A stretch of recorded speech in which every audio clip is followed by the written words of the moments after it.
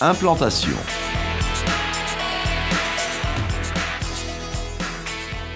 Pour réaliser une implantation, il est nécessaire de posséder le plan de situation.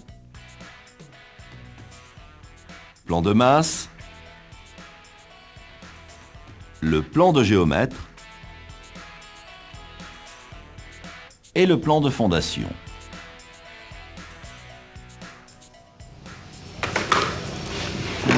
Monsieur Catino, donc je vous demande de mettre cet axe-là. Donc l'axe ici. Droit à l'extérieur.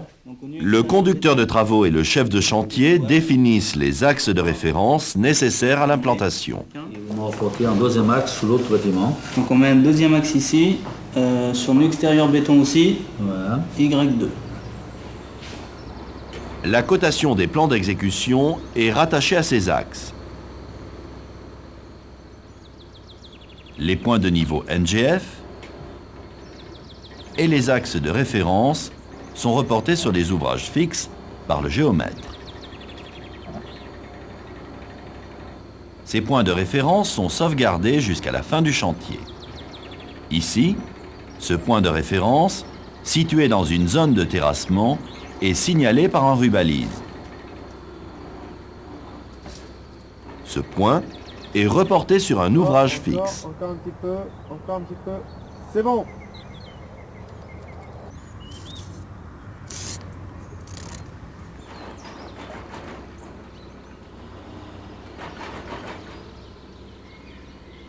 Les axes des murs sont reportés sur les chaises à partir du plan de fondation.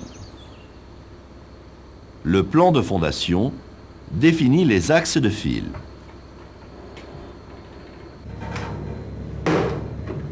Le chef de chantier implante les chaises sur le plan.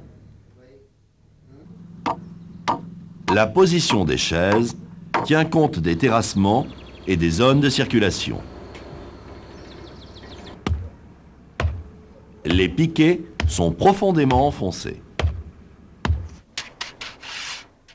La stabilité est renforcée par un patin de béton. Une planche en diagonale stabilise cette chaise haute.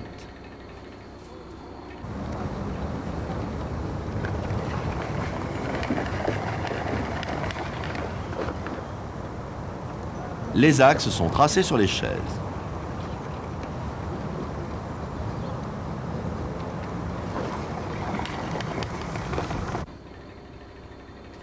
L'axe est repéré par un clou. L'épaisseur du mur est repérée par ces deux clous.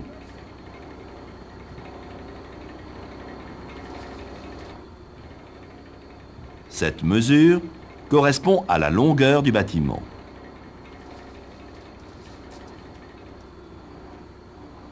Ici, la mesure n'est pas prise de niveau.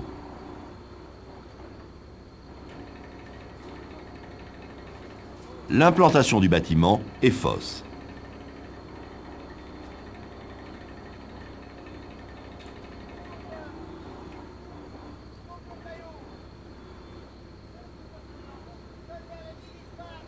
Pour être précis dans les prises de mesure, les chaises doivent être de niveau entre elles. Un trait de niveau définit la hauteur des planches.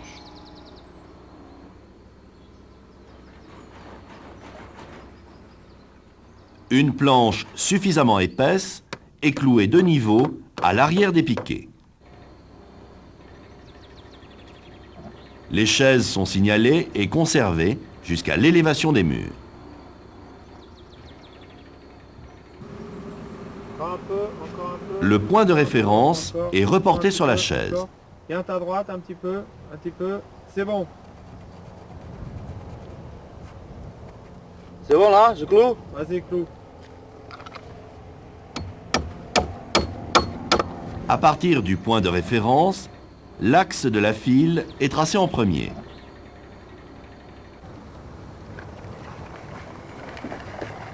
Pour éviter les risques d'erreur, les cotes sont cumulées.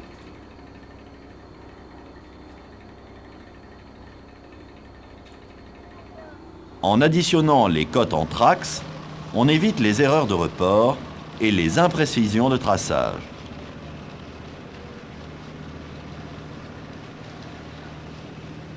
Le cumul des différentes mesures doit être égal à la cote totale.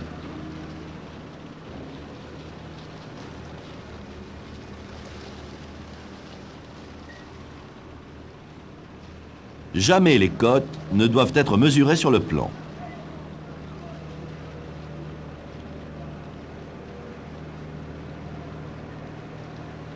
Le plan de terrassement définit les niveaux et les talus.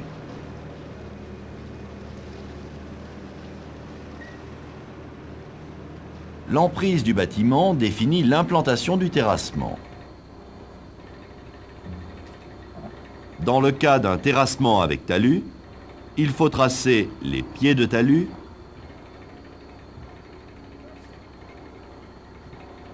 et les têtes de talus.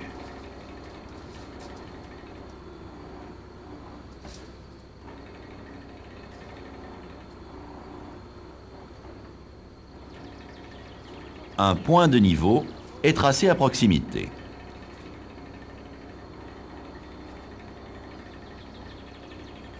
Les réseaux enterrés sont repérés. L'axe de la file est descendu au sol.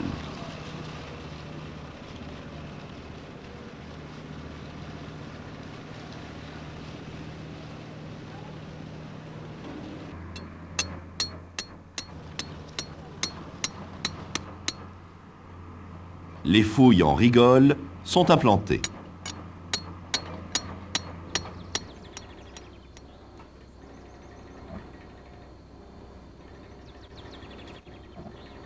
Les fouilles sont tracées au plâtre. Le prolongement du traçage permet de conserver l'alignement des fouilles pendant le terrassement.